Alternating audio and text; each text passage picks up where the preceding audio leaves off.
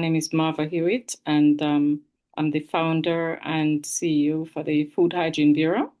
Um, I have been in this business since 1999, and we've seen it fit to form this group, the Food Sovereignty Network group. All right, and I'll explain why the need for the group, the aim that we have, the objectives, right, and some of the things that we'll be doing as part of this forum. Right. So I want to say a warm welcome again. And as we go on this evening, persons will be joining. We are missing a few speakers. One sec. And our moderator this evening, I should say, is no other than Professor Srini Mentredi, right? Who will be taking questions, watching the chat, and also helping to ensure that the evening goes smoothly. All right. If you can't hear me, just raise your hands and I will speak up. Just let me know because I have quite a loud voice, right? But I can be quiet when I want to be. Yes, so I just want to thank you again for coming this evening.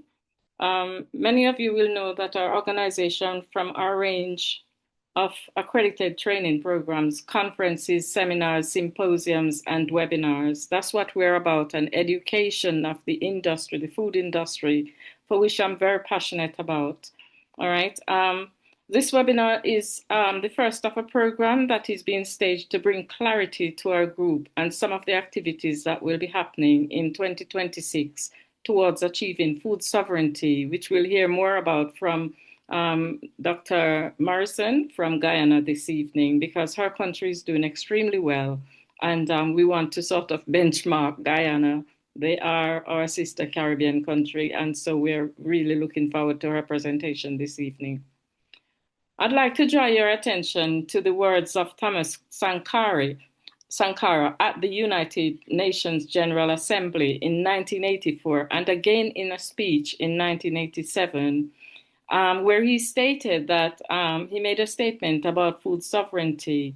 He said, "He who feeds you controls you, or he who does not feed you can demand nothing of you." And that's a very powerful statement, right? Because we've seen it from time to time where food is so important to our people that, it becomes a part of the political agenda. And I say that because food is politics, really. If you look worldwide, you see it being played out. When I was doing my degree, this was something that I learned very early about the importance of food to mankind, right, and to the countries that they live in. Now, the quote speaks to the importance of food sovereignty and self-reliance to avoid foreign dependence and imperialism. At the time in 1984, he challenged his audience, that's earlier on, right, to examine their plates when they eat. And I do that all the time. I always look on my plate and I said, what proportion of food do I have on this plate that belongs to our people? Where are my cultural items on here?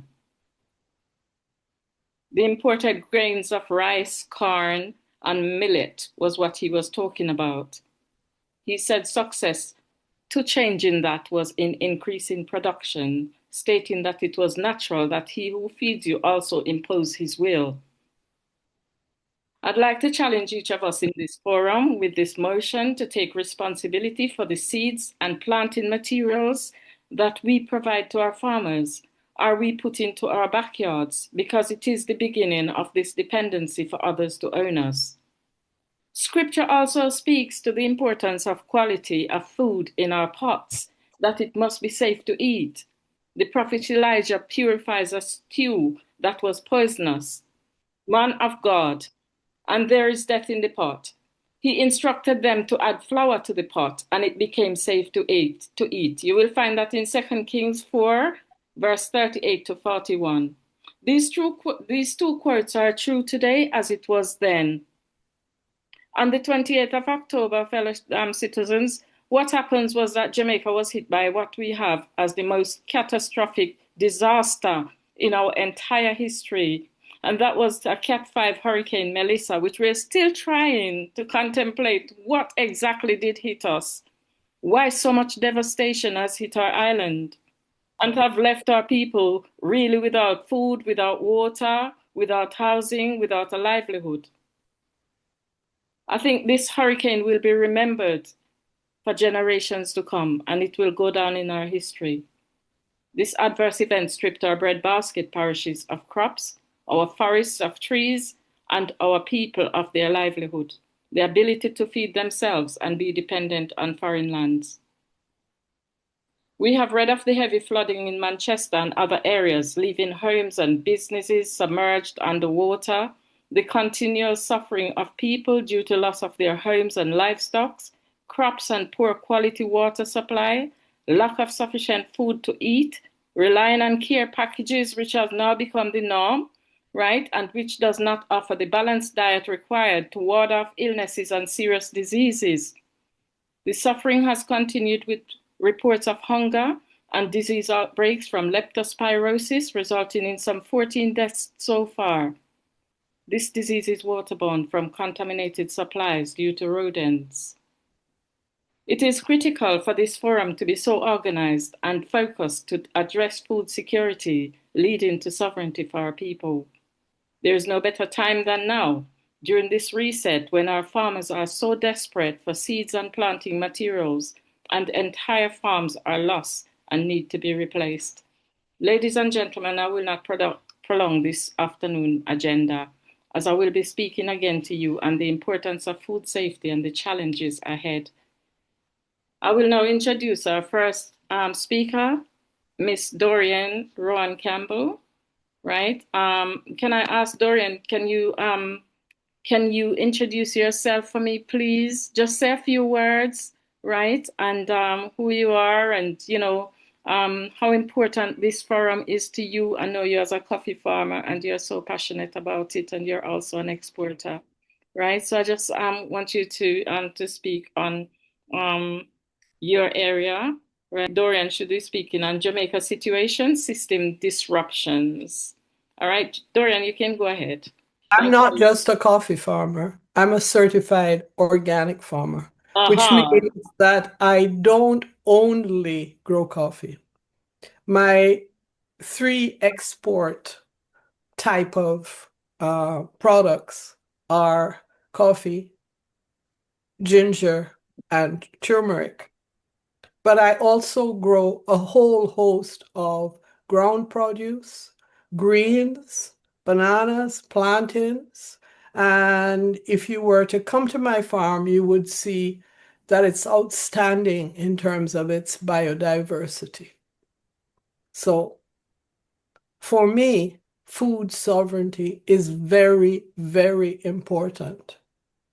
And one of the problems, and I know that Jan will talk to it also, is that we have difficulty getting organic seeds.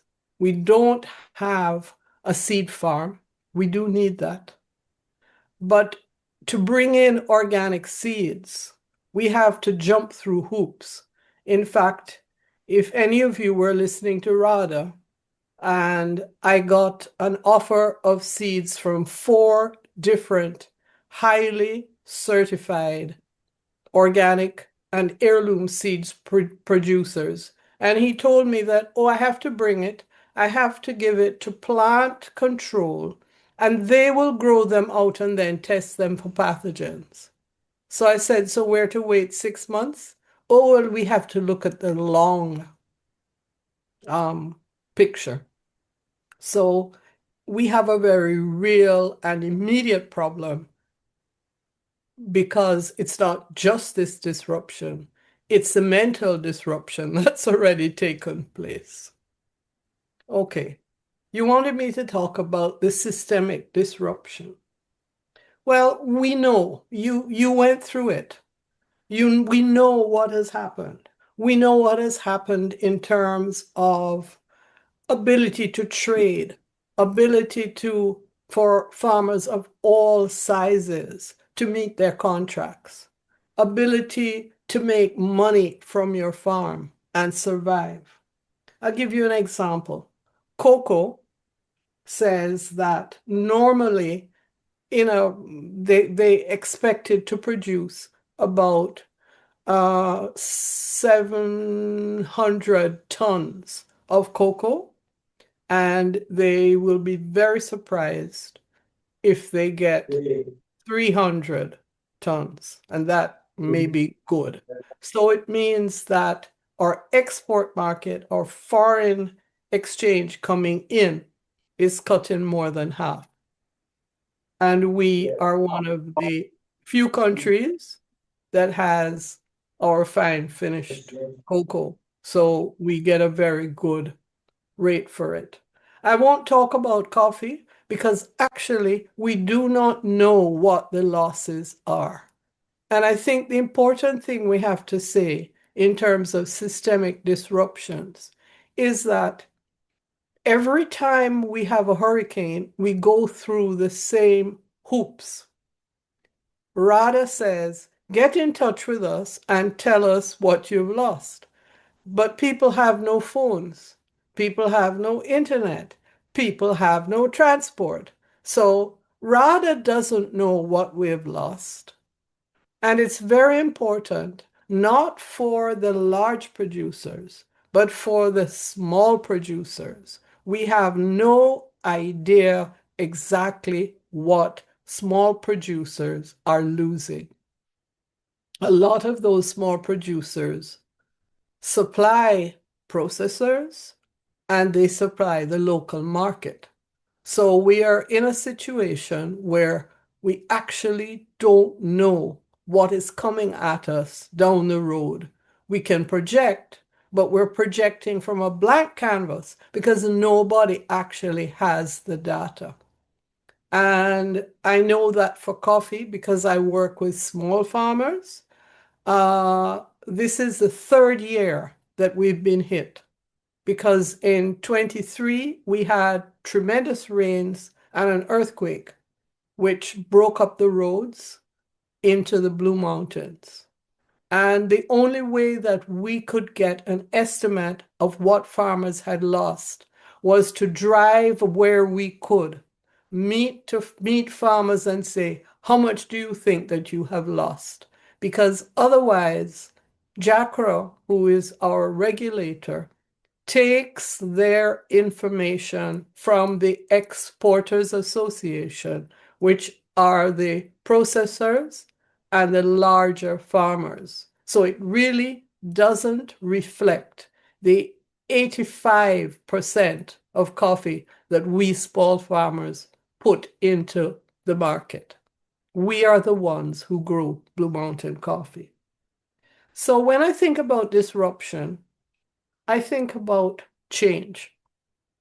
And I think about the theory of change because disruption acts in our favor. Because if we want food sovereignty, if we want safe foods, we have to start doing things differently. And the differences start now. Marva, could you just show those couple of slides that I did?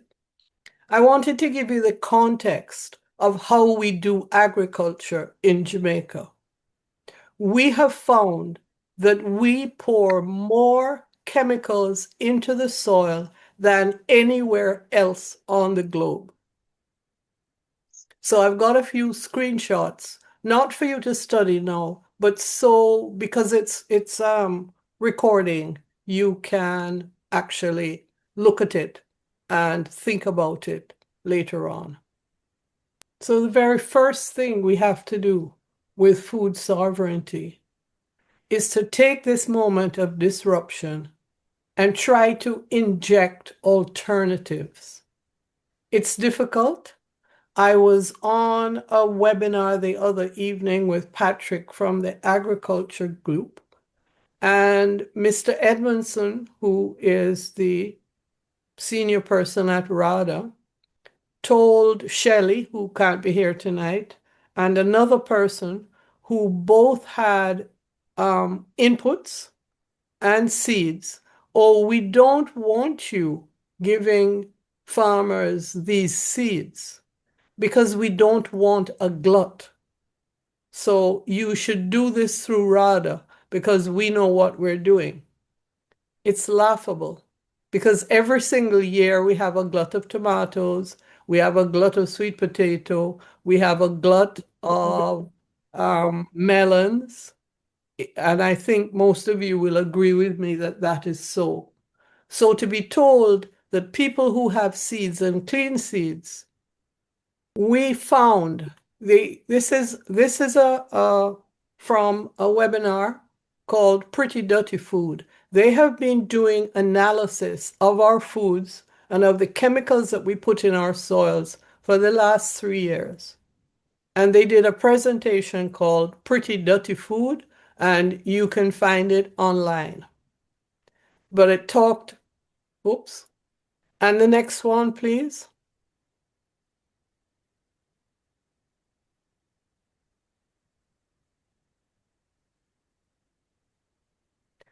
You can see in these the dangers. These are highly, highly dangerous chemicals that we're putting into our food. And the question is, what pesticides are entering the food chain? And if you just look at the next one, Marva.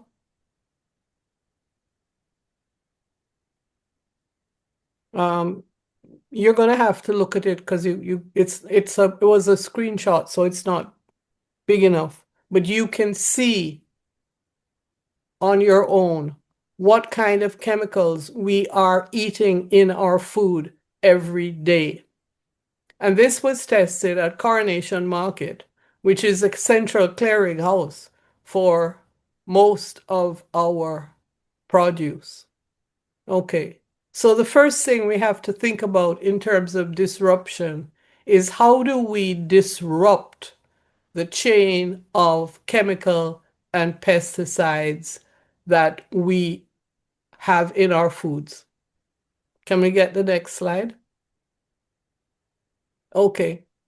The second part of our disruption, if we want food sovereignty, is that we have to restructure how our industries are actually structured. We have JACRA, which is the Jamaica Agricultural Regulatory,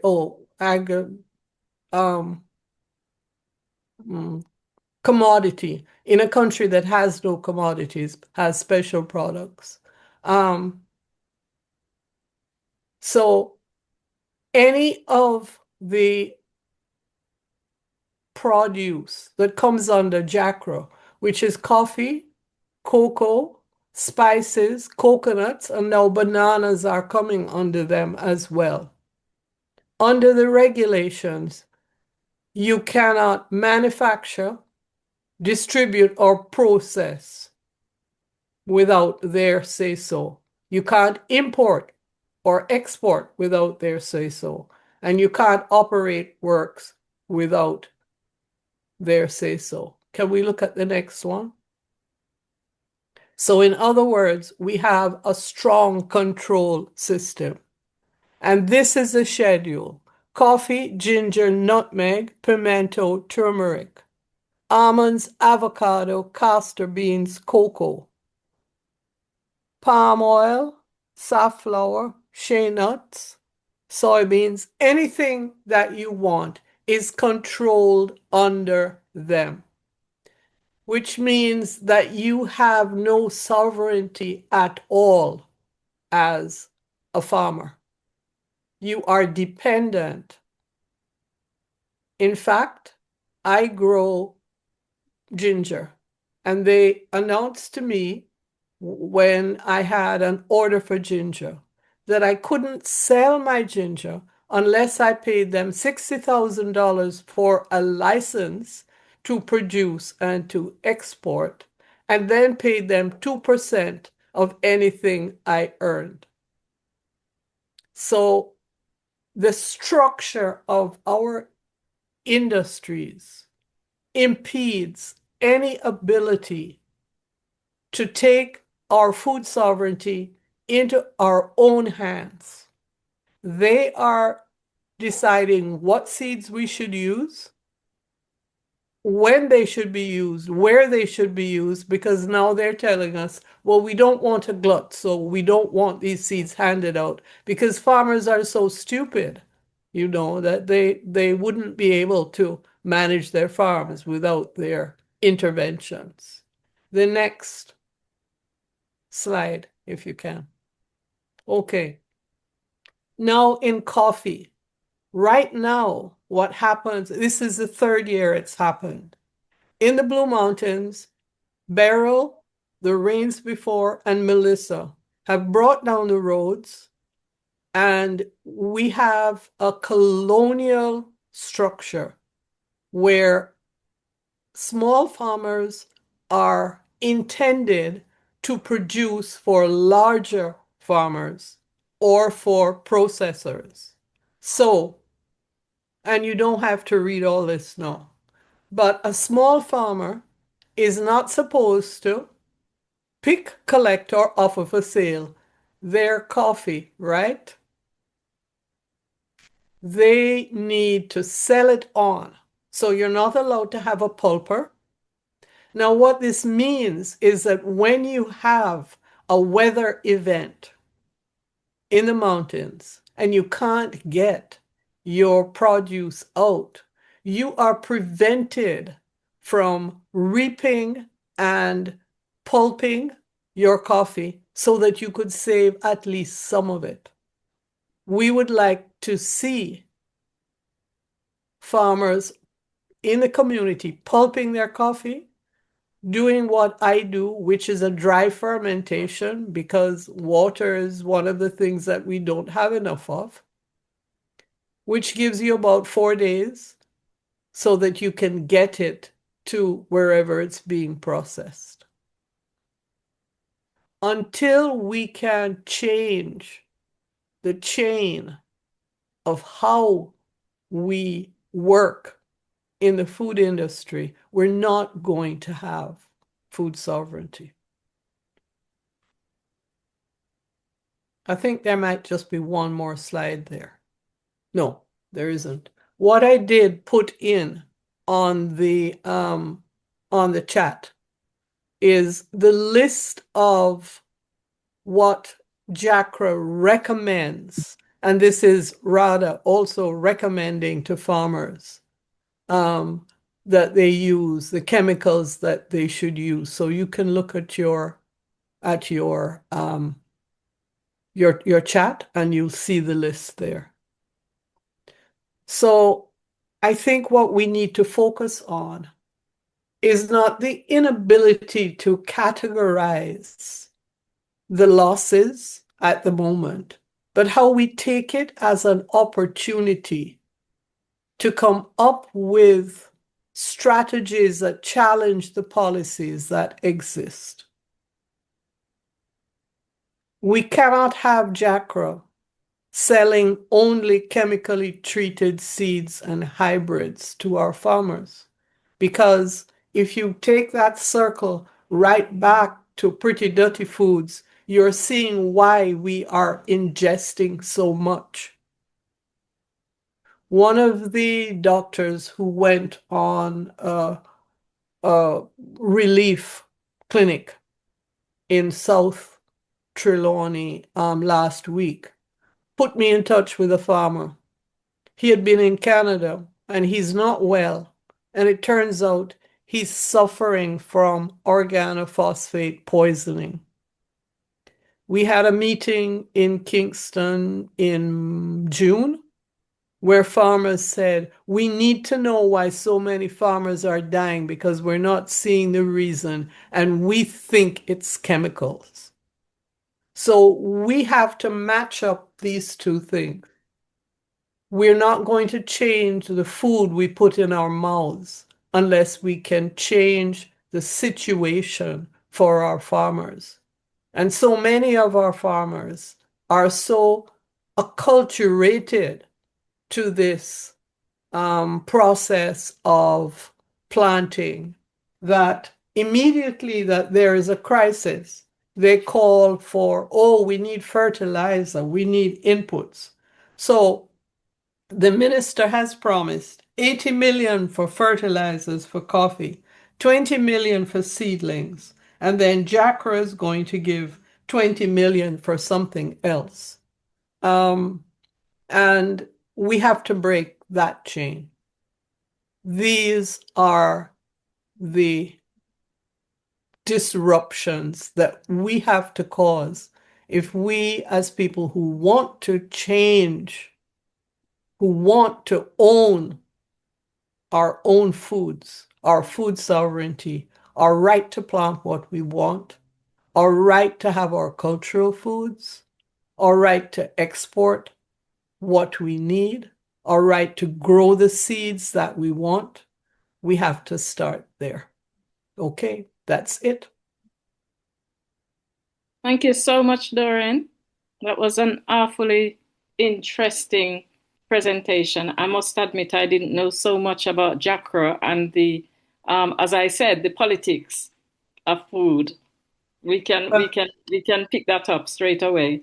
All Well, right. if you also try and look at, if you're going to be charged $1 million for using a pulper or $1 million for drying your coffee, it really pushes you out of the value chain. You are just in the supply chain, and that's how you're seen. Slavery was dead a long time ago. We have to take it back. All right. Thank you so much. Um, we're gonna take questions. Shrini, are we go to the end and take questions? Shrini?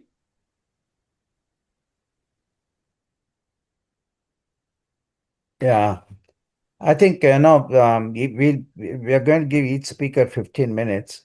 Right. Within that, they can accommodate some time for question and answers. Yes. Otherwise, if we have time at the end of this, all these five speakers, then we will open up for question and answers. Oh, okay. Okay. So All I'm right. just sharing the agenda here. Yes. Okay. Thanks, Dorian. That's an eye-opener for many of us, and also how politics are playing out here, trying to undermine some of the well-known producers and trying to extricate money out of them. Like you said, we should be able to, through this forum, we should be able to advocate some policy initiatives which would address this kind of malpractices. Marwa, shall I take over as the moderator here, or Yes, you please. Okay, Yeah. thank you, Marwa. Thanks. Our next speaker is Dr. Jan Juhane. She's going to talk about empowering sustainable farming. She and also Jam, just let me move this way. Janice. And Professor Shashi Vemur. Right. I think Shashi is unable to join us. It's very early. Are you ready for me to go ahead? Yeah, Yes. I think Dr. Juhane, please go ahead. You have 15 minutes, try to finish your talk within 15 minutes if you can. Yes, But good you can evening, go a few everyone. minutes over, but still we'd like My to name keep it is within 15 Janice minutes. Thank you. Please Duhaney. go ahead. I'm talking to you from Montego Bay. We have no electricity. Oh my goodness. Right. Janice, I'm sharing your presentation. You can go ahead. Right, you're seeing it? Yes, I'm sharing. Okay. Mm-hmm. All right, so talking about empowering sustainable agriculture. And as board chair,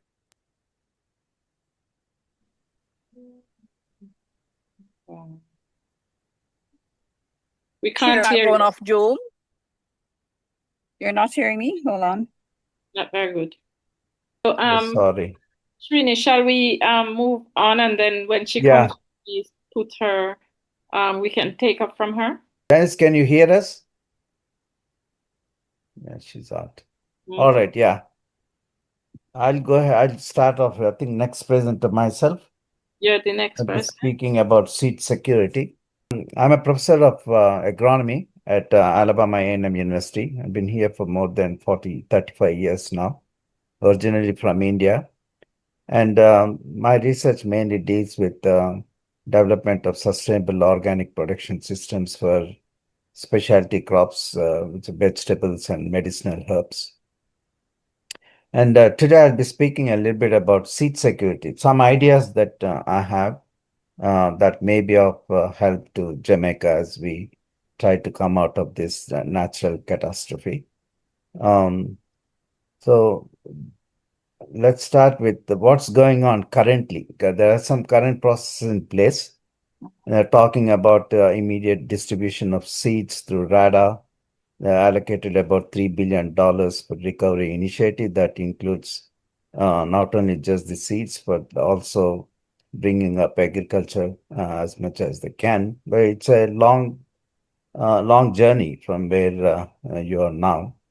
So they're trying to support some foreign farmers, and also they're talking of short term, 3 to 6 months. But I believe it will be more than a year. They need to put these practices in place for more than a year for any meaningful recovery.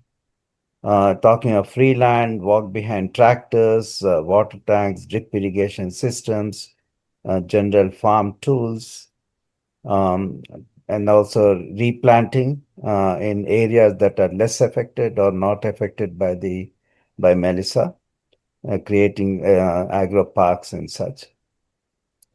And also trying to give chemical support to the farmers, mainly in terms of fertilizers and pesticides, and also helping with the development of innovative sustainable practices like hydroponics and so on for vegetables.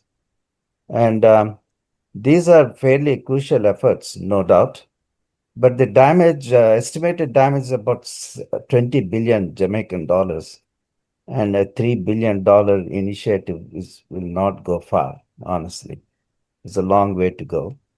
And I guess as they go on, they'll realize there's more to do than what they have started with. And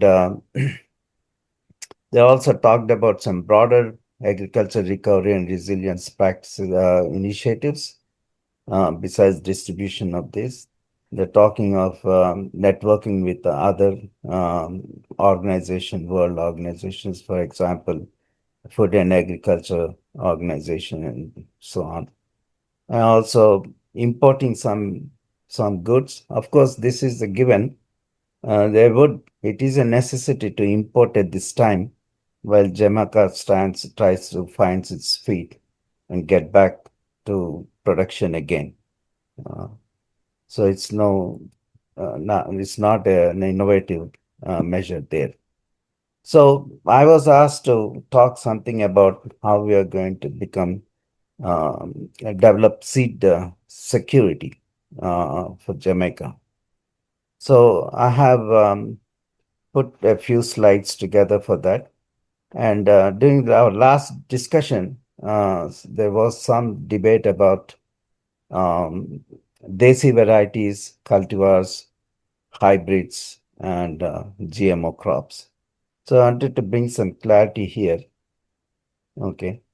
So the government has to take this really seriously and develop some good strategies with clear-cut goals and objectives for short-term, medium, and the long term. And we're looking at different aspects. Agriculture is such a big area with so many aspects to it that they had to really work very hard and try to help the farmers get back to where they were at least. So this talk about these desi varieties and hybrids, just to clarify, desi varieties are traditional varieties that have been evolved over generations, and they are well adapted to natural and local climates, environments. They're well adapted to abiotic and biotic stresses. And we say abiotic stresses related to moisture, temperatures, and so on. And a biotic would mean insects, diseases, and so on. So these varieties do pretty well in those environments. Okay. And then we come to hybrids. These are seeds created through controlled crossbreeding of specific parent plants to combine desirable traits like high yield, uniform growth, and resistance to specific diseases and insects. These they are created by, whereas desi varieties evolve over time, whereas hybrids these are generated through cross pollination. Desi varieties are usually open pollinated, and the heirloom selected varieties. Um, and the choice of these involves trade-off between sustainability and local adaptation versus yield and commercial efficacy. While sustainability and local adaptations are important traits of desi varieties, um, high yields and commercial efficiency are properties of hybrids. So choosing between desi varieties and hybrids involves balancing different priorities such as yield, cost, taste, and sustainability. We'll come to what might be a good choice for Jamaica under this given situation. Okay. So desi varieties, some of the advantages include they are highly adapted. They have evolved over several generations, and they are like local varieties. They do pretty well under extreme weather conditions like what you have now, heavy weather, heavy rains, and eroded soils, and so on. They don't need so much of irrigation and chemical inputs because they have evolved within that environment. And they are also fairly resistant to all kinds of pests and diseases characteristic of that particular location. Okay, they're cost effective because these varieties can be grown over generations. You can grow and save the seed for the next planting season. So they do pretty well, and also low inputs. Okay, they usually have good flavor and also nutritious. They have a higher nutritional value than hybrids, and also they are environmentally very sustainable compared to hybrids. Okay. But some disadvantages would include lower yield potential. While they may be highly resilient and adapted to these environments, they generally yield a little less. And also, they tend to be a little taller than the regular varieties, so mechanical harvesting could be a problem. And most of the time, they are less uniform in their growth and maturity. Okay, so that's something that farmers have to deal with. And this should not be a big challenge to the Jamaican farmers because it's not really a highly mechanized farming in Jamaica. So farmers do have control and they use a lot of manual labor in their farming, so it should not be a big deal. And resistance, they are usually fairly well adapted to local threats, like resistance to all kinds of diseases and insects, but not all. Okay, they have resistance to some of the major pests and diseases. If suddenly a new strain of disease comes up, then probably desi varieties may not do that well. Okay. Hybrids, on the other hand, they are pretty uniform. They breed true to their character, and they have uniform size, shape, and easy harvesting, processing, and so on. They generally are bred for higher yields. Okay. They're targeted for resistance to certain specific diseases and insects that may be more common and endemic to that region. And the hybrids are generally more, they have a better market appeal because they have little longer shelf life and consistent in their appearance and so on. Okay. But major disadvantages for hybrids is they're expensive. You know, you can use only the first generation seed. You cannot save the seed and replant. Hybrids have to be, the seed has to be bought every year And I think that's not really feasible during these times for the Jamaican farmers. Okay. Also, they require high inputs. You are talking a higher yield.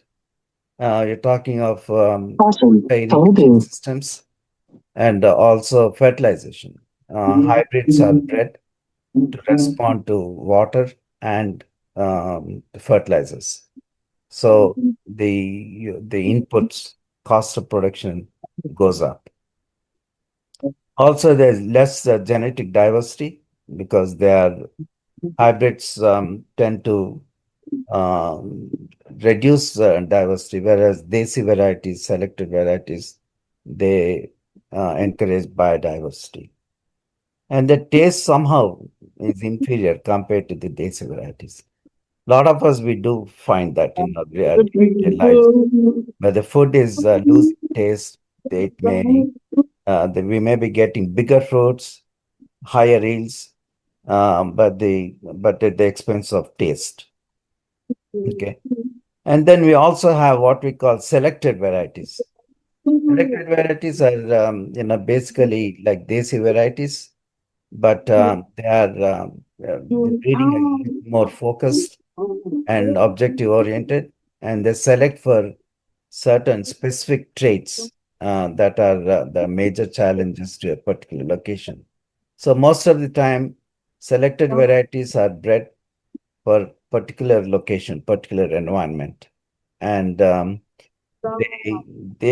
are similar to desi varieties, but only difference is that they are much more uniform and much easy to produce and harvest, and they have resistance to specific diseases and insects. And they tend to yield a little higher than desi varieties. They are much more easier to handle as well. One example is, rice, we could not produce any hybrids. Wheat, they produce a lot of hybrids, which resulted in green revolution in India. India, which was always what they call the begging basket, became an exporter following the use of hybrid varieties. But the government had to spend a lot of money in providing irrigation facilities, fertilizers, and so on. So there's a um, infrastructure support needed when you grow hybrids. On the other hand, we have rice, where it's not easy to produce hybrids in rice because of the way the flower parts are. So they have selected varieties, IR8 and IR9, these varieties that were selected by at IRRI. They're very high yielding varieties, and they do pretty well given good irrigation and water, but not irrigation and fertilizers, but not as much as we do for hybrids. So selected varieties do very well when it comes to uh, establishing some sustainability in food production. Okay. So some of the there is another term called cultivars. Okay. These are all similar to varieties, but cultivar is that which is very popularly grown by farmers, that which has been well established, adapted, and produced year after year by the farmers. Now, thing about the cultivars and selections and desi varieties is that they are easy to produce, they need less inputs, and a farmer can use the seed year after year. Okay, unlike the hybrids. Okay, these are some of the traits of the selected varieties that are similar to cultivars. A selection becomes a cultivar once it is grown. So here I put a few ideas for short-term seed security strategies. While ongoing immediate seed distribution and encouraging nurseries to generate planting materials for feed distribution and so on can continue. But the government must come up with facilities for open field and closed structures such as high tunnels, hoop houses, limited greenhouse facilities with in-ground and hydroponics for small-scale seed production of locally adapted varieties for distribution of small scale to or sale to the local farmers. What I mean by this is that the government must now come up with schemes for helping local farmers, local companies, entrepreneurs, advanced farmers, who may have some wherewithal to be able to take up seed production of adapted crops that have market there. Uh, High biomass crops, we were talking about sweet potato, yams, and such that can be grown with less inputs and also easily propagated.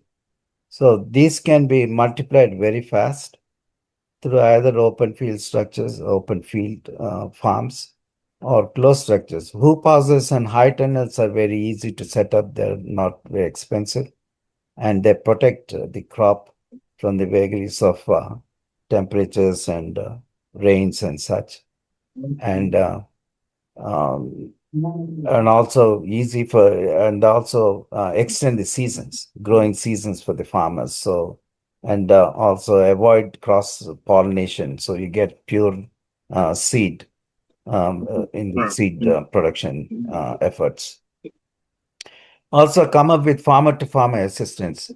There may be farmers who have a lot of experience, and they should be able to assist the farmers who want to get in now and try to establish themselves as farmers. So train the younger farmers, as mentoring programs and so on. And universities, RADA, extension services, and so on, they should be coming up with more assistance, technical assistance to the farmers as they try to come out of this calamity. Okay. Then in the medium term, they should be empowering the universities, local agro industries, and advanced farmers to form partnerships for setting up seed and micropropagation facilities in locations strategic for certain crops, production regions, and logistics, such as storage facilities and transportation. So here we are talking of having different, in India, they started what they call coordinated projects for crops. Depending on where the crops are well adapted, they have started a research station that does a lot of research on that particular crop and also does a lot of outreach and also farmer training. These have helped India advance different crops in different regions, sugarcane in one region, sorghum in another region, rice in another region, wheat, like that. They had coordinated projects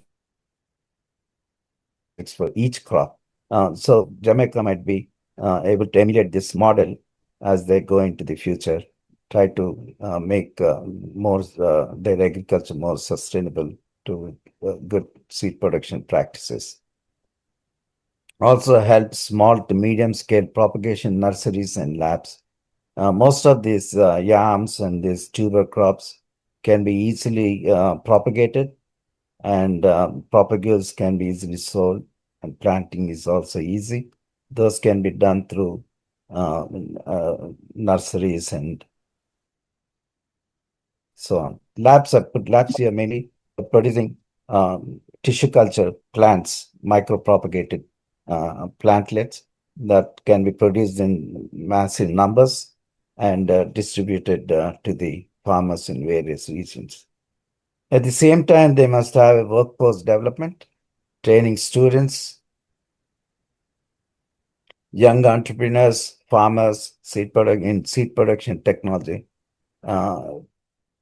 Short-term seed production is okay, just making some seed is fine. But when it comes to large-scale seed production, aiming at not only domestic consumption but also exports, it is a big science by itself and needs a lot of training. Looking at isolation distances and purity of the seed, producing foundational seed, then certified seed, and then multiplication of the seed into large volume for selling to larger volume of farmers domestically as well as export. Seed is a big industry and makes a lot of money if you do it right. Also, assist farmers in setting up proper storage facilities. If they want to store the seed for planting the following season, they should know how to store the seed so that it does not lose its viability or nor is it lost to rodents and other insects. Okay. Also encourage private enterprises, giving them incentives for setting up seed production facilities for them to get seed procurement, storage, distribution networks, and develop that kind of infrastructure. And long term would be to establish national seed germplasm resources. This is a must. Now this Melissa hurricane has been an eye opener for us how vulnerable Jamaica is from viewpoint of seeds. They're having to get seeds from outside. If they have proper seed storage and seed germplasm resources, the rebounding from such calamities would be a little easier. Large-scale seed production by universities and indigenous companies. It's always good to have your own companies within the country to do it. Otherwise, seeds can be used as a weapon against the countries. So if you want to be self-sufficient and not be threatened by other countries, it's good to have your own companies producing seed within your country. Collaborate with other international germplasm resources. There are a lot of almost all countries, advanced countries, have germplasm resources, and it's good to collaborate, network with them for exchange of seeds and such, so that develop your own germplasm resources within Jamaica. Enable international seed companies to establish seed producing and training facilities within Jamaica. There is a framework here just to make sure that the shareholding should not exceed more than 50% for the foreign company. The Jamaica government or the Jamaican enterprise holds 51 to 52% of the shares compared to the international company. That way, the company ownership will stay within the country. But you will need getting international seed companies to set up, at least to start with, and slowly the technology can be transferred on to the local companies. Also have large-scale seed storage facilities and that can at strategic locations. So in the case of this kind of calamities, it gets easy to take the seed out and distribute it to where it is needed. And also establish robust seed production, storage, and distribution networks. Okay. These are some of the ideas I put together. It's not like a very highly comprehensive or complete. We learn as we go on, and we see the needs and try to address these challenges as we go. And each country will develop its own model. There's no international set model, a universal model that would work for every country. So Jamaica will, as it comes out of this calamity, it's an opportunity to develop Jamaica the way Jamaicans want it to be, and develop it the way the company wants to be, the country wants to be in the future, self-reliant, self-sustainable, and strong. So these are some of my ideas. Thank you. Thank you, Professor Srini. Thank you very much for that very informative presentation. Any question? Anyone have any question for Professor? Yes, I was just wondering what type of seeds does he recommend for Jamaica? He was thinking to use the Desi seeds, Desi varieties rather than the hybrid. Yeah, I would think to start with Desi varieties. Given the conditions now, start with Desi varieties and slowly move up to selections, and hybrids do work once you have the ability to provide good irrigation and fertilizers. Otherwise, hybrids are not no use. But right now, this situation where we're still trying to find their feet, where they're highly strained for funds, monies, and so on. It's good to start with these varieties. They will do very well under these situations. No, Yeah, they are already out there, but they have to find the seed. That's a major challenge. yeah. I had a question. Yeah, Yeah, but we don't have a we're addressing a problem that nobody's complaining about. We don't have a problem with reliability of seeds. Let me just finish out the points. We don't have an unreliability supply of seeds since COVID, but it's not unreliable to the point that it's hurting the country. So even since we have had the hurricane, I haven't heard anybody complaining about seed supplies. And what COVID did for us, COVID was beneficial to seed supply because a lot of the importers have moved their importation from the developed countries to the developing Can we countries. So move, we're please? importing a lot of seeds from Malaysia and Thailand since COVID, and the results are better. So there's been a movement. There's been a movement from the multinationals. Also, the one problem we have with seed is pelletization. If we do our own seeds, it's not economic for us to pelletize. Can we please mute? Samuel, can you please Can we mute? Yeah, one of the complaints I have is that pelletization. I used to work with a company. We used to sow 10,000 lettuce seeds every week. To sow 10, lettuce seeds. If we had pelletization, it would make what would take a day for 6 people to do would probably take 2 hours, and it would also allow us to mechanize the planting. But that's where, going back to the first person commented, that's the issue we have with government. That quarantine won't allow pelletized seeds into Jamaica because they can't inspect it. But if we generate our own seeds, those are some of the it's going to be practically impossible to pelletize it ourselves in Jamaica.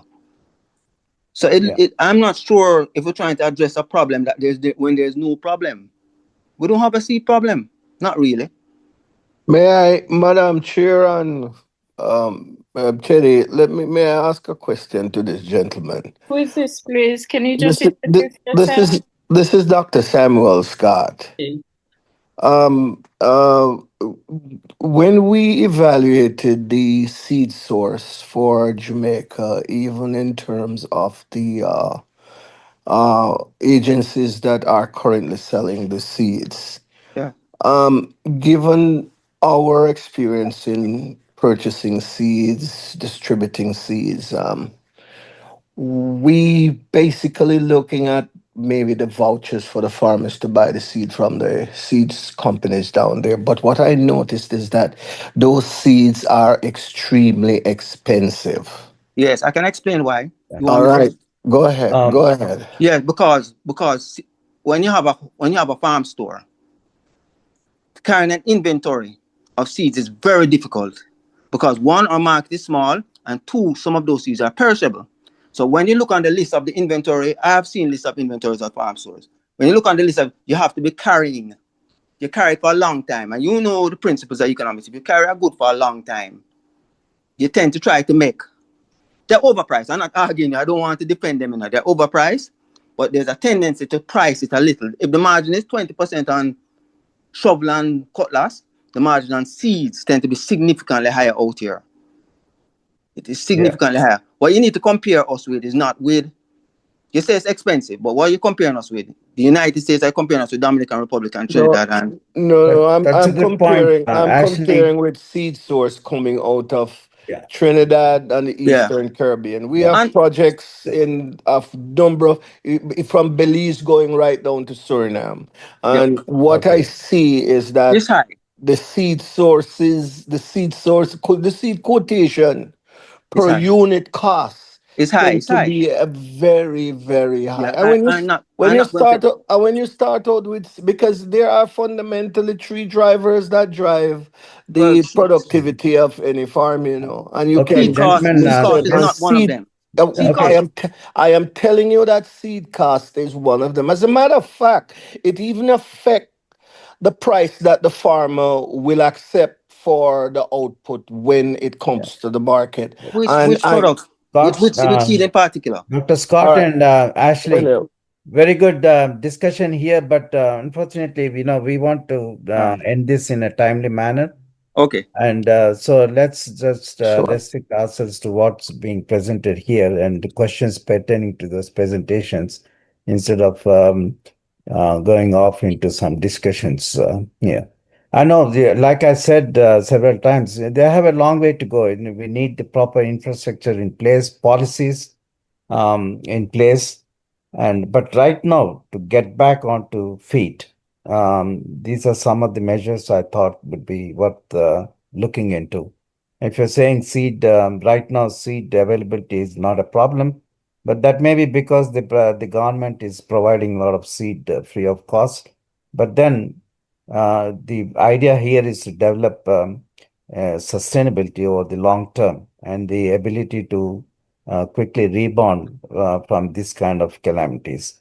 So for that purpose, Jamaica should be looking at all the short-term, medium, and long-term, developing proper germplasm resources, storage, transportation, distribution facilities, and above all, proper policies. Okay. So those could be the subject of future webinars where we'd be inviting some uh, experts to be able to talk about those kind of issues. Okay. Thank you all. Let's move on to the next speaker. Yes. Janice is back. Okay. So we're gonna try and take her paper again. Janice, are you still with us? I did let her in. Thank you, everyone. Yes, I am. Yes, Okay. I am, and I guess I have to go act promptly. All right. Sorry about that. As I said, I'm all the way in Montego Bay, and we still don't have any electricity, so the connectivity is very spotty. Okay. All right. So it's JOM that I represent. I'm the board chair for JOM, and we're a 24-year-old organization. What had happened is that we recognized. Sorry, she's really having a challenge, guys.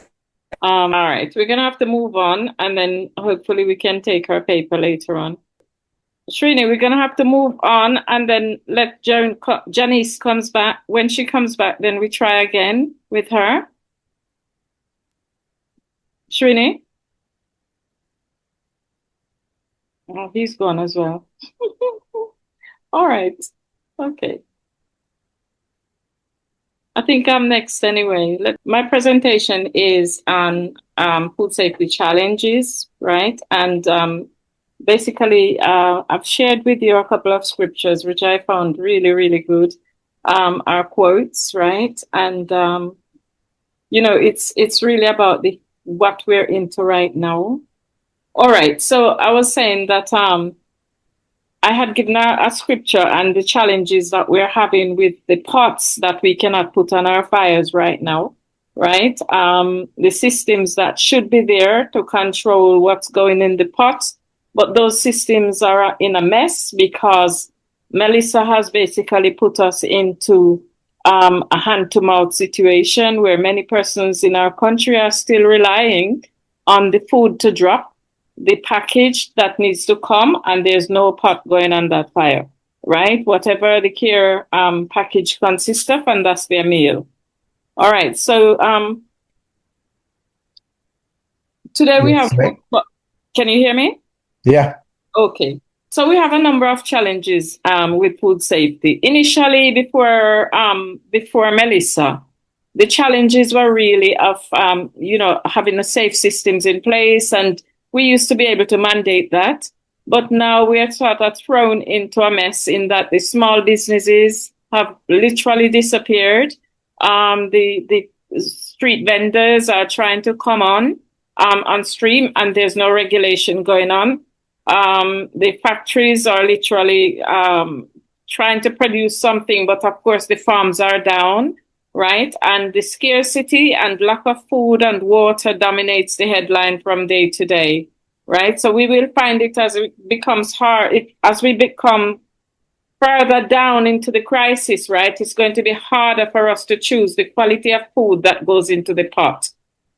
the hidden hazards after flooding starts on the farm and also in storage facilities and in many homes, because as small processors and small enterprises, what's happening is that the homes were mainly used for storage of the food, right? Whether these food were processed or they were awaiting to go onto the market, but most of them were stored at home facilities, right? These food must be treated as unsafe, as washing of them will not make them safe. So we had some floodwaters the other day, which is currently receding. And what they're saying is that those the crops that are grown on those areas, right, are heavily contaminated and therefore unsafe to go onto the market. So you can see this sort of crisis we're in presently, right, where even where we have some food, we are not guaranteed them to be safe. The protection of food ecosystem. For food to be safe, it must be protected from contaminants. And as we say, we should have a farm-to-fork approach to food safety. So what does it mean when we have to rely on increasing food imports? It means that our farms have disappeared and therefore we cannot do a traceability so easily. I've always said, why do we not have a good database in Jamaica? Because surely we must be having some level of food-borne illnesses in our country that very, very rarely makes the headline. And so it begs us to wonder what is happening really to our food system. And now with Melissa and her problems that she has left behind, the legacies that we have, who knows what's happening? Who knows how many of our people who are dying and how many of them are in the hospitals and going to the doctors, finding themselves in medical care centers, are owing to food safety issues. We had a central kitchen that had started up and they were delivering food island-wide. And I'm wondering what sort of temperature those foods are reaching, because these were high-risk foods. They were hot meals. I'm wondering who's monitoring those at the end point of the cycle. When they go to these areas and do the drops, who are monitoring the temperature? Because we know that time and temperature equals bacterial multiplication in our foods and need to be controlled. So what sort of temperature were we delivering those food at? Were they chilled? Were they frozen? If they were frozen, they can't be reheated because there is no facility for those things. So I think that they were all delivered fresh food, and persons are very grateful. I'm not saying that, but as food safety professionals, we'd like to know that the temperatures are maintained so that foodborne illness is not into that equation. So do we know who is growing our foods when we're importing our foods? First of all, as I said, the farm would have shifted and will be shifted for quite a while. And therefore, it lends us to want to know that we have the agencies implementing systems that are traceable, and that we have regulation controls in place. Numerous outbreaks of food poisoning over the years have been linked to contaminated water supply. We have a problem here in Jamaica, right, where many communities are still without water. You know, the sad thing is, yesterday I was reached out to a lady. A lady reached out in a forum and was saying that she hadn't had water for 36 hours. How can we not have water, drinking water for 36 hours, not a drop of water? She had lost her roof and her systems are down because she's staying with neighbors. She has 2 children and they have no water at all in that community, right? So what is it we're creating through this? Melissa would have gone. She's left us with a legacy, but we have to manage this, because otherwise we're going to have a lot of very sick people, damaged kidneys on our hands, and failure of organs. That is going to be a burden on our health system. Already we don't have any the resources, and we're relying on the field hospitals. Over the years, we have seen where E. coli outbreak, Listeria outbreak in lettuce from the USA, cantaloupe, melons, all these items and fruits have been linked, and vegetables have been linked with foodborne illnesses, right? And when we start to import them, it's going to be a lot worse for us because we really don't know the farm that it's coming from, how it's being stored, how it's being shipped, where it's being handled, how it was prepared, and what's happening to it in transportation and distribution before it hits our supermarket shelves. So it's going to get a lot more interesting, guys, how we manage food safety going forward in the next few months. So unestimated, they had some interesting data today in that we're saying that 70,000 of our farmers, I didn't even know we had so many farmers in Jamaica, right? But these are micro farmers. They're small farmers who are doing their little family acres and so forth. And also, I guess myself is a farmer because, I have a backyard that I grow my own fruits and vegetables in, although Rada doesn't know about me. All right. So they would have lost their crops and livestock, right? Manchester and St. Elizabeth were the hardest hit among our coming out of this disaster. I call it a disaster because, when you can't feed yourself, it must be a disaster that we're in. We have these power outages that, you've seen Johnny struggling with right now. Half of our island still doesn't have any power. And that impacts on food safety because safe storage of food, especially high-risk products, right? Those that easily spoil is not so easy to control, right? And persons do not want to throw away food because they think that, oh boy, it's so expensive.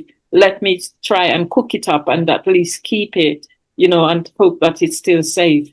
The problem we have is that food safety cannot be detected with the organoleptic senses. The food will smell good, but it's not good.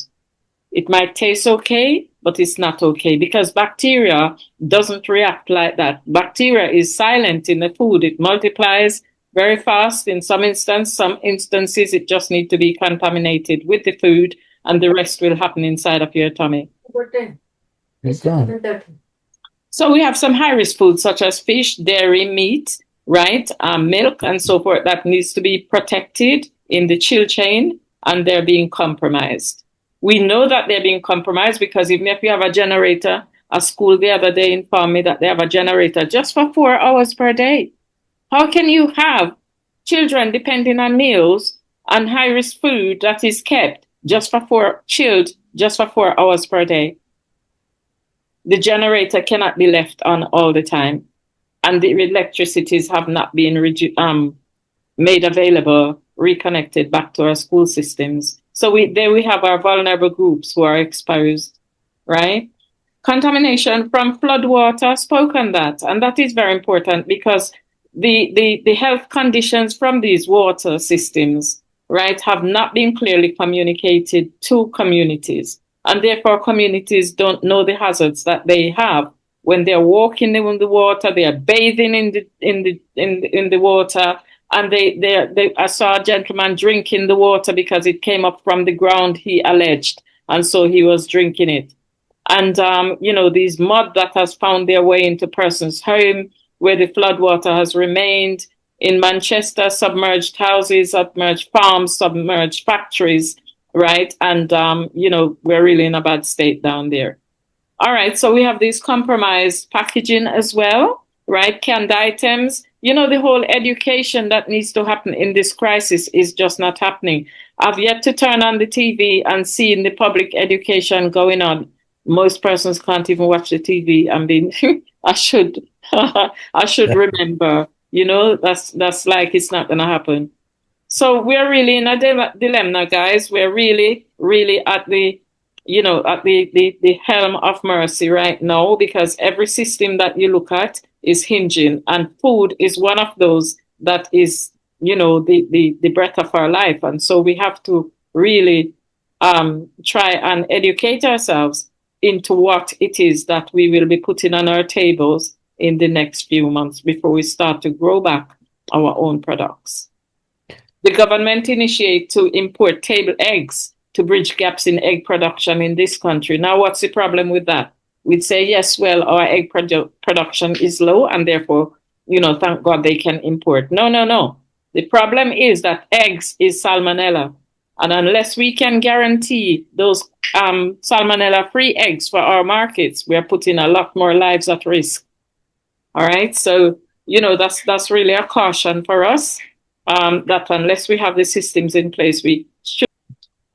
So I just finished this slide because I was talking about the egg production in our country, and I was saying that it was a great risk that we were taking if we are not stipulating and specifying the quality egg that we need, right? Because they had to be of a certain standard in order to ensure that we're not going to be having salmonella outbreaks among our populace. Yeah. So next slide. Yes, please. All right. So I was talking about the flood water earlier on, right? And talking about that's right. The mud that has found its way into persons' houses. Yeah. I was part of a team to Montego Bay, and I tell you, it's a real disaster in terms of the amount of mud that has found its way in persons' houses. And the point is that this mud emanates from the river that has burst its banks and found its way into the houses, into the streets, overflowing, and persons try to clean up, which is probably part of the leptospirosis problem, in that there's no PPEs, protective gears that are given to these persons, and them not understanding the challenges with mud, right, and soil, and the contaminated water systems that they have, because the drains and so forth is what we're experiencing. You could smell the sewage that is part of the water systems that, they're being exposed to. So we have an estimated number of farmers that have lost their crops, and this is real, right? Because those, they just simply don't have any food. Now, guys, these were persons who live off their land, who serve the domestic markets as well as export, and literally everything is down. So, yeah, we have serious problems. You can go ahead, Srini, and change. All right. Yeah. These are just showing some pathogens, right, of concern. I raised the issue about those organisms such as salmonella, such as E. coli, that would use your tummy to finish off their processes. And these are going to be real as we find ourselves relying more on imported foods that perhaps have been compromised along the chain, right? You can see the amount of deaths that have happened globally. This is right on an annual on a global base globally for the US in 2023. You see these big pathogens. These are Campylobacter, Clostridium perfringens, Listeria monocytogenes, norovirus, the Salmonella, the Estec, and the Toxoplasma. You see that basically all these are really the common pathogens that we should be concerned about as food safety specialists, right? Because these are going to be the big ones that is going to find its way into our hospitals in terms of our population, and resulting in deaths if we're not careful. Next, please, because these organisms live quite nicely on our vegetables and are ready to eat high-risk foods, all right? That needs chilling, and for the chain, the hot chain, and also the chill chain to be maintained.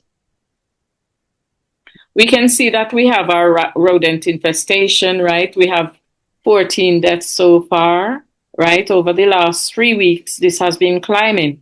Initially, there were 2, and then there were, 7, and then recently it's 14. We don't know what else, right? Because the conditions for their for these outbreaks have not improved. In fact, it's worse because we still haven't put facilities in place. We have the infrastructure has not been improved since Melissa in majority of communities. All right. So we are going to see more of these deaths because the rodent infestation, the rodent pests are out because of the water systems. They actually live in the sewer, and most of the sewage water is finding its way onto our food systems and into our people because the people doesn't have potable water supply. in majority of communities, there's no water. All right. And we have to fix these. We have to fix these because our people is our greatest assets. All right. So these are public health diseases, as I said, and they need to be controlled because a country without the people is no country, right? And we have a hospitality tourism product, and we also have an export market that needs to be maintained. So food policy and control, we do need systems in place to ensure sourcing of food from foreign countries or from licensed entities. And there are adequate traceability systems in place to include recall and notice to the public in cases where contaminated food is released to the market. Now, we recently had, several containers of foodstuffs that were reported by the ministry as missing and suspected to be in the food chain. We have heard nothing else.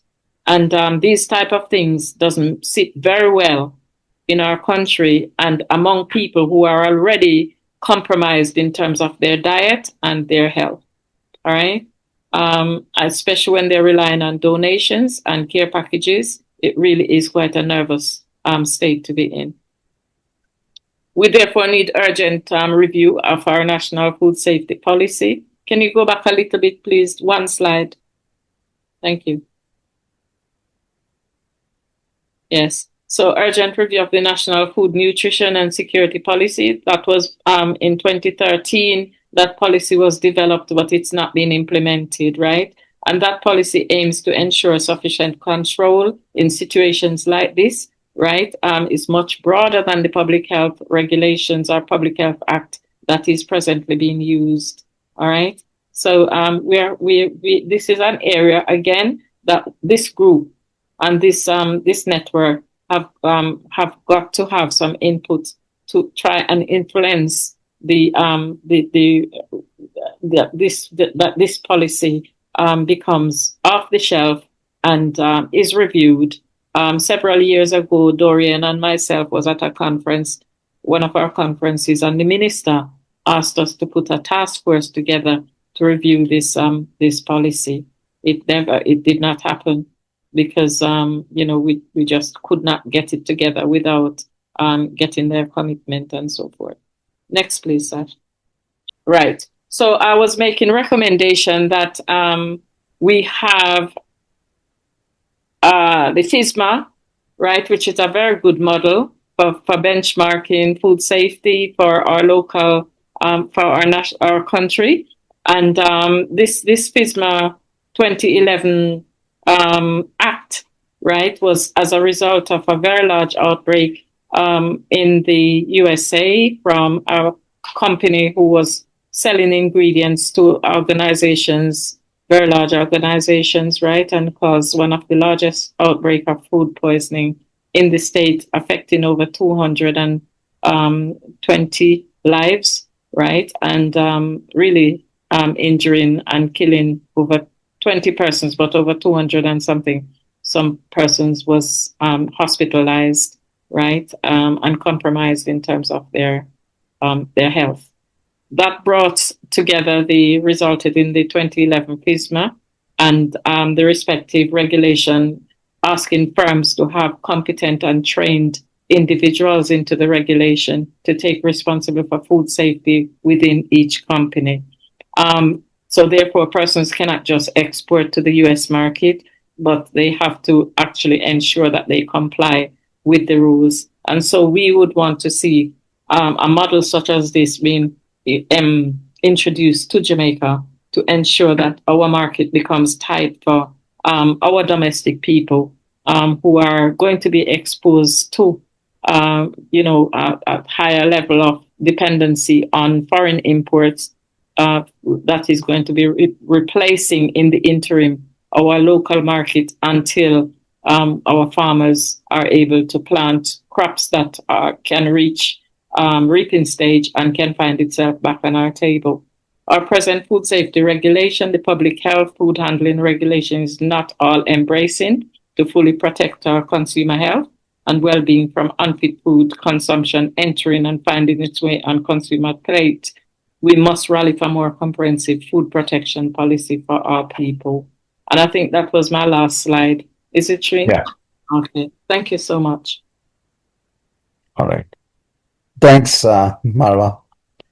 In interest of time, we'll just restrict to 1 or 2 questions, and then we'll move on to Dr. Morrison. Any burning questions?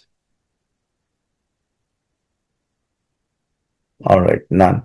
Thank you, everyone. We'll now move on to Dr. Donna Morrison. She comes from University of Guyana. She's going to talk about food sovereignty, a case of a study case in Guyana, and maybe it might have some insights for Jamaica as it tries to develop its own food sovereignty. With this, I would invite Dr. Donna Morrison to go ahead and start a presentation with a brief introduction of herself. Thank you, everyone. It's been an interesting presentation so far, and I'm happy to be invited to this webinar to speak on Ghana's journey to food sovereignty. And I'm happy to see that there are so many persons who are here this evening and sharing my presentation with me. Other contributors are Miss Annalisa Skeet and Samantha Providence Forrester from the University of Guyana, and David Fredericks from our National Agriculture Research and Extension Institute, and Cleveland Paul from FAO Guyana.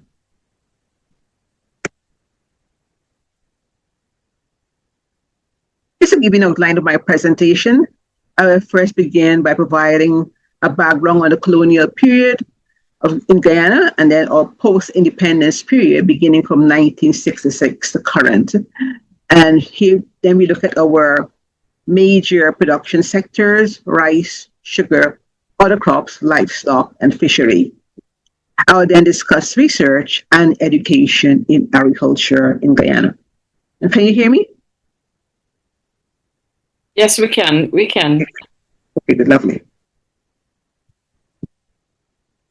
But let's look at the difference between food security and food sovereignty. We have been speaking about food sovereignty much this evening, so I just want to provide a definition and to look at the difference with food security. But food security exists when all people at all times have physical and economic access to sufficient, safe, and nutritious food to meet their dietary needs and food preferences in order to lead a healthy and active life. Food sovereignty, on the other hand, is the right of people to healthy and culturally appropriate food produced through ecologically sound and sustainable methods, and their right to define their own food and agriculture systems.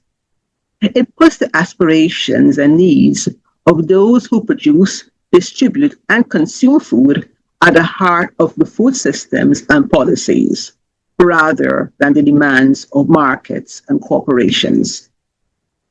So here we see that food sovereignty is more a bottom-up movement, where the farmers, fishers, and indigenous peoples all involved in making the decision about what they will produce. It asserts that people must reclaim their power by rebuilding the relationship between people and the land, hence food sovereignty. Beginning in Ghana's pre-independence era, sugar production predominated that time. And sugar production, as you know, is labor-intensive, and much of the labor was provided by slaves and then later indentured workers. Rice was introduced in the 18th century. Then later, the free Africans purchased and occupied villages and used the backlands of those villages for farming. After indentureship ended, the indentured Indians purchased swaths of land to produce rice and other crops. In our pre-independence era, in 1964, the FAO conducted a soil survey, and it categorized soil as highly suitable for agriculture, moderately suitable, marginally suitable, and those that had low suitability for agriculture. And therefore now we can cultivate crops on soil that are suited for agriculture or types of crops for different categories.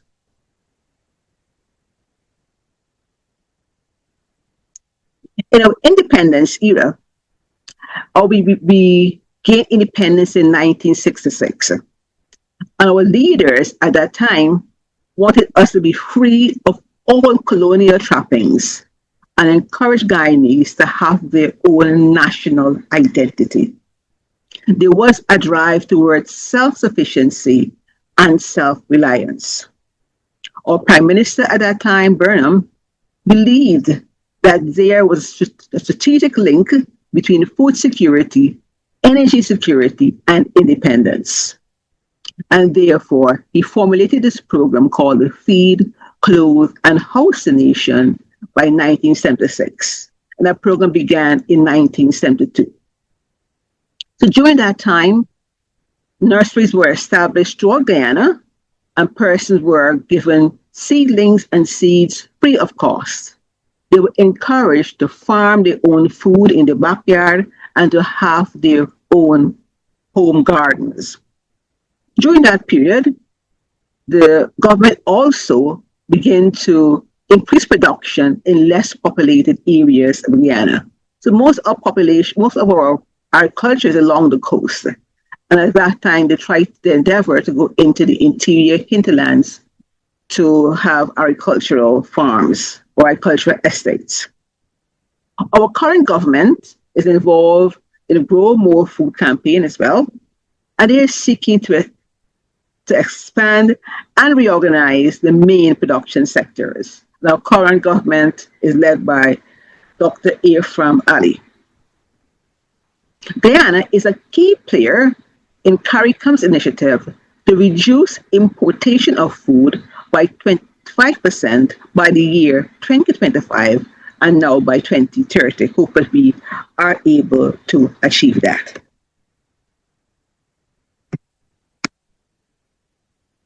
Looking at our production sectors, beginning with rice. Rice is a staple food in Guyana, as it may be in other parts of the Caribbean. Hence, there's great emphasis on ensuring that there's adequate production for the population.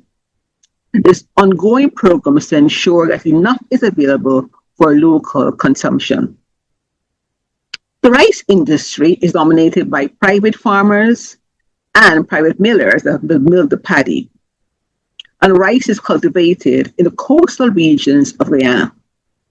The industry continues to grow, recording over 720,000 tons in 2024, representing over 20% increase from 2021 and over 9% increase from 2023.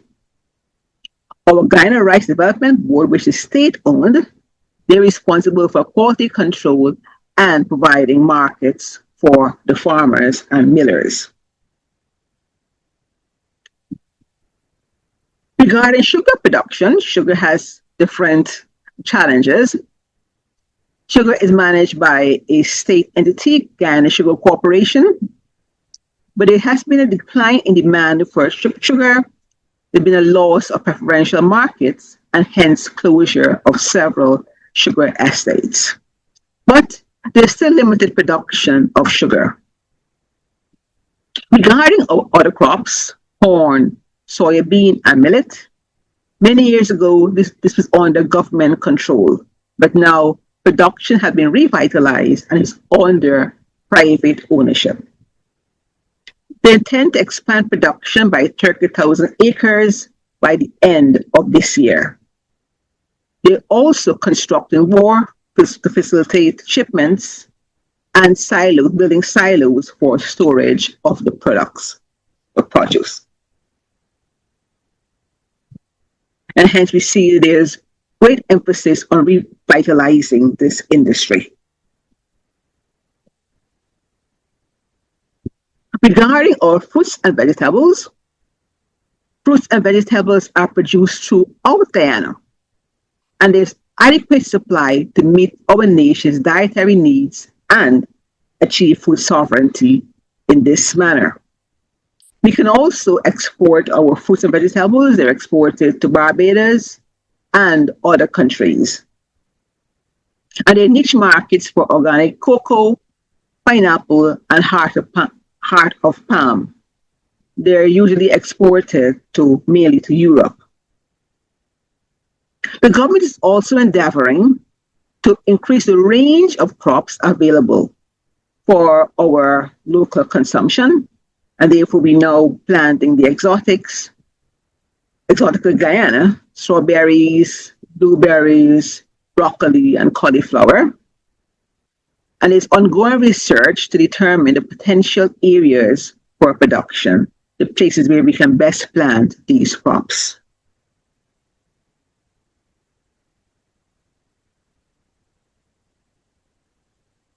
We also self-sufficient in livestock, except when there's great demand, for example, at Christmas time. The Ghana Livestock Development Authority is the main research and development organization for livestock. They have two main locations, the Bini and Money Post area. If you ever visit Guyana, I hope you get a chance to see these areas. And they provide support to our farmers. One of the projects that they have is they're seeking to improve the pigs through genetics, and they have also been importing and breeding bulls. The authority also monitor and prevent diseases. They have a very well-equipped lab, and their disease analysis is done using molecular techniques. And they try to have the same laboratory procedures as in other parts of the Caribbean region. So there's a linkage with our labs and other labs in the region. Regarding fishery, we have a marine fishery where they fish for shrimp and groundfish, mainly in the sea. And then there's inland fishing where persons can fish in rivers, creeks, lakes, or flooded areas. In some cases, you do find that they're able to empolder a part of the land where you have the rivers coming in, especially that come from the ocean. They come in with all the fingerlings and bigger fish, and then you're able to empolder that and then have an area where you can have your fish farm. There's also aquaculture, mainly using freshwater ponds where they endeavor to grow tilapia, catfish, and tambaki. So all of these help us to at least get on the path of achieving food sovereignty. One of the development in the fisheries, or not a recent development, but it has been happening for a long time, is that we have fishermen cooperatives, and therefore they are able to make their own decisions regarding fishing. And here we talk about sovereignty, the fishers making their own decisions as to how they will manage their resources. Yeah, their 24-year-old Kendra Wolf is still fighting for his life. We're also trying to develop aquaponics, but we still have some way to go in this regard, but it's being developed. Here you have the simultaneous production of plant and the fish, and it's mainly conducted in Regions 4 and Regions 10, pardon me. University of Guyana is the main agency, or the lead agency for aquaponics education. We have several courses in aquaculture, and we also have some systems where we plant, grow our vegetables, and have our fish being raised, mainly tilapia.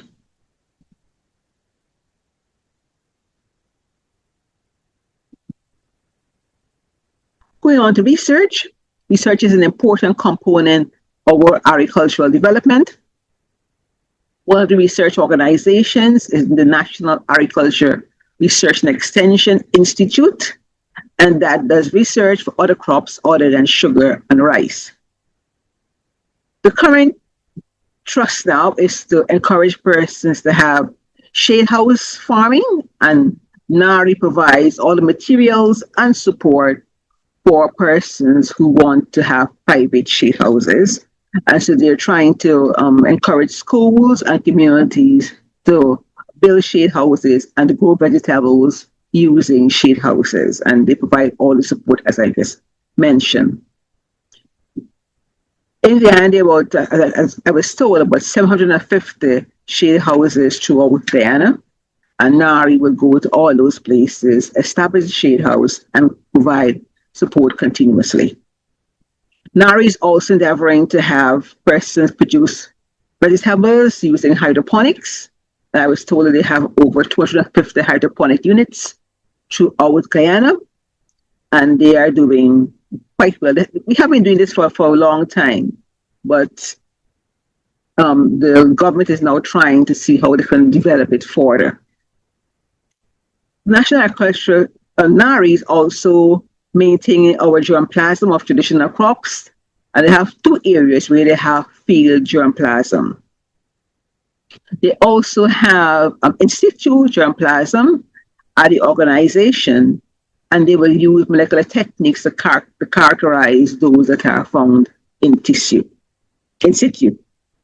NARI also has the capability to determine the presence of GMO content in cereals and pulses, and they have been doing that as well. Research is also conducted at the Guyana Rice Development Board. Here they breed for new varieties that may improve yield or that may be resistant to certain diseases. Blast is a disease in Guyana that is really devastating some of our rice crops, and so they're conducting research in this regard. Another research they have been doing is the fortified rice using zinc. It has been successful, but I'm not sure if it's on the market yet commercially. But this is one area that they were able to succeed in. At the University of Guyana, we do have research as well, research done by faculty or undergraduate students and students pursuing the master's program. One of the projects in the faculty currently is the biochar production. I recall it in our last discussion, I think it was Ms. Campbell, who mentioned the accumulation of biomass in Jamaica following Melissa. And one of the strategies that you can do to control the biomass is to convert it into biochar. And you can convert it into biochar using several pathways. Some are chemical pathways, including hydrothermal conversion, gasification, pyrolysis, and then you can integrate the biomass into liquid, solid, and gas. So Jamaica might want to consider getting involved in biochar production if they have not done so as yet. So as I mentioned, at the university, we have been using biochar as a soil amendment, and some of the projects, some of the research that they have done have been successful using crops and having the crops to grow better with using biochar. So this is currently a success for our faculty. Going on to education, we have an education of agriculture throughout Guyana. We encourage schools to have their own little garden and their own little farms. But apart from school, we also have sub-professional and tertiary education. At the Guyana School of Agriculture, there are programs for livestock development and also for crops. And these are sub-professionals, and they will, at the end of their 2-year period, they will get an associate degree that will allow them to advance to other universities, such as the University of Guyana. And so at the University of Guyana, there's Faculty of Agriculture and Forestry. We provide for a degree in agriculture, a degree in business and entrepreneurship, and there's also the master's program, as I mentioned, in agrotechnology and in business. There are also awareness activities in Guyana throughout the year, but especially in Agriculture Month, which is October. We have tree planting exercises and distribution of planting material, and all schools and communities are encouraged to have activities for our Agriculture Month as part of their program for the school year and part of the program for the community as well. And so in conclusion, I'd like to say that Guyana continues to increase production of food. We seek to ensure that there is adequate food availability for our local consumption and for international export. Goal is to have a healthy human capital stock for Guyana and for the region's development. And so we do so by endeavoring to ensure that there is food sovereignty. And I saw a report lately that Guyana is the only country in the world that is food secure. I didn't see the data, but if that is so, then we are on the road to achieving food sovereignty. Thank you very much. And I am happy to present this this evening as part of this webinar. And back to you, Mr. Chair. Thank you, Dr. Morrison. Wonderful presentation. And it certainly gives insights into what Jamaica can take away from this, develop a roadmap for food sovereignty as we come out of this calamity. With this, open up the floor for a few questions. Anybody? Any questions for Dr. Morrison? Yes, I just want to. I was quite interested in the range of, your journey towards being self-sufficient, Dr. Morrison.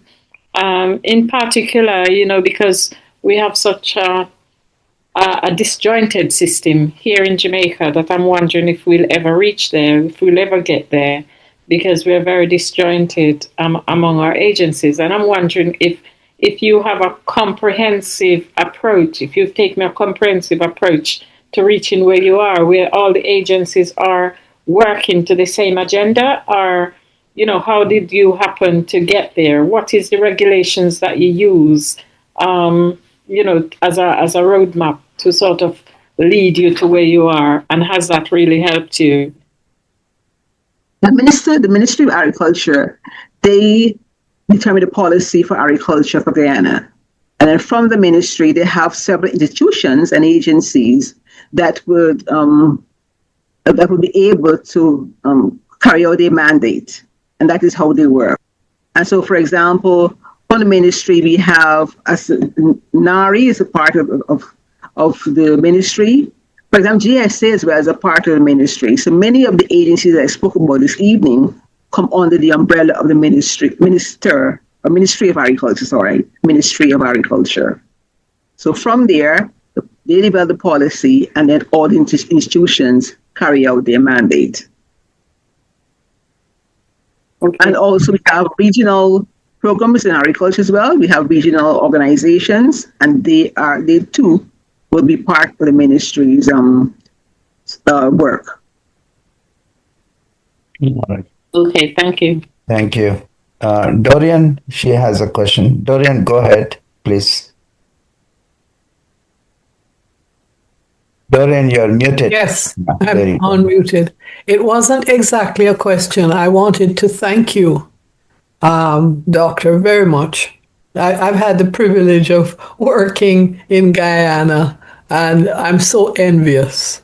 And they would laugh at me and say, "Why don't you come and do organic farming here? We would love to have you." It would be more acceptable. Anyway, I could go to Mainstay, you see, and work with them there. Yes, they've done a wonderful job. I've been there a couple of times. Okay, I wanted to there were two things that I wanted to add. One, you talked about biochar.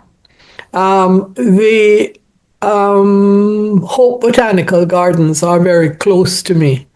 And I noticed taking a walk through there after Melissa that there was a lot of down material and they just piled it up.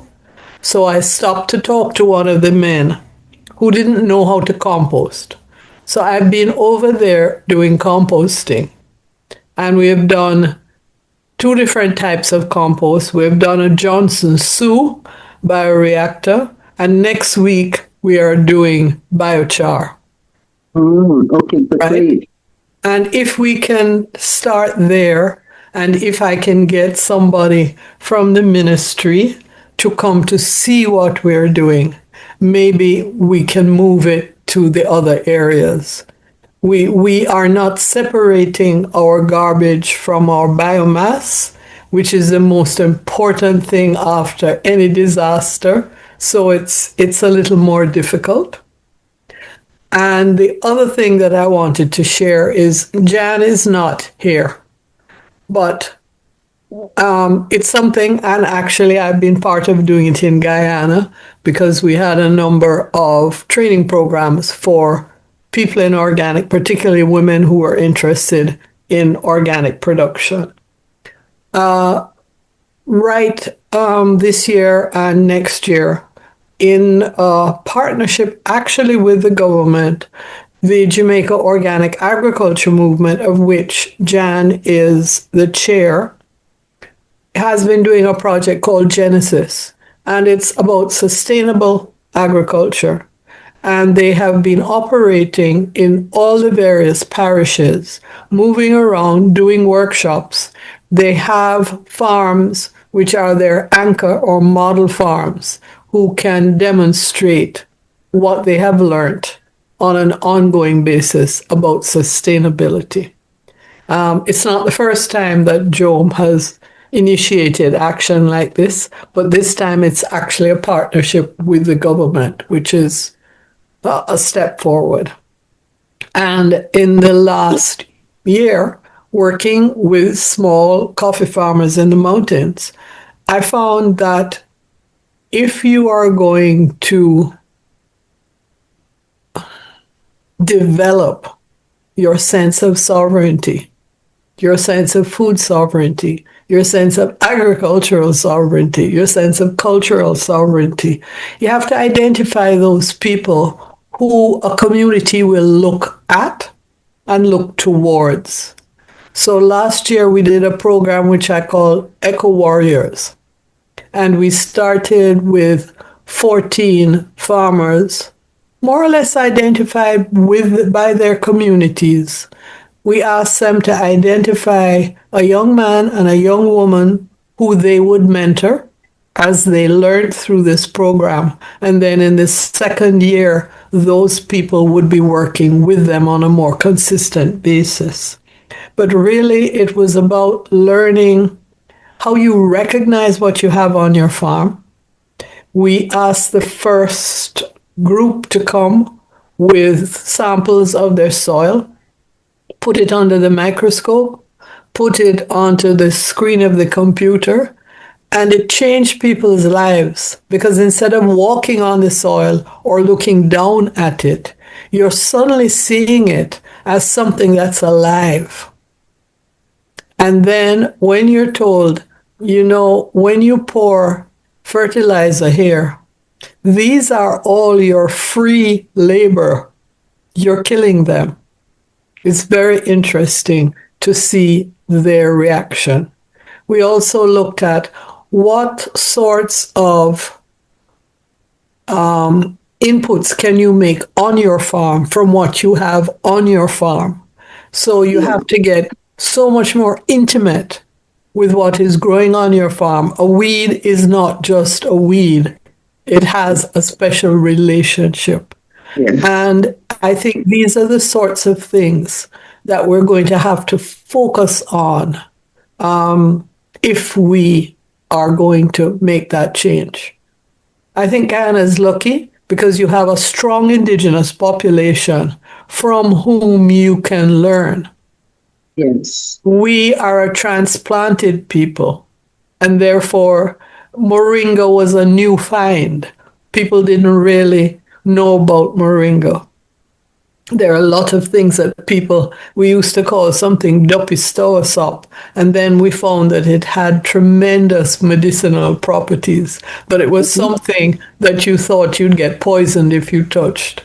So to keep us in touch with what we've never known sometimes is very important, and a challenge that you don't have in Guyana And a lot of the islands that have a strong indigenous population also don't face, but we do. It's a relearning. Yes. Okay. Thank you, Darnie. I think it's time to wrap up. Now request Dr. Hewitt to go ahead and wrap the session. I think we have really passed 2 hours.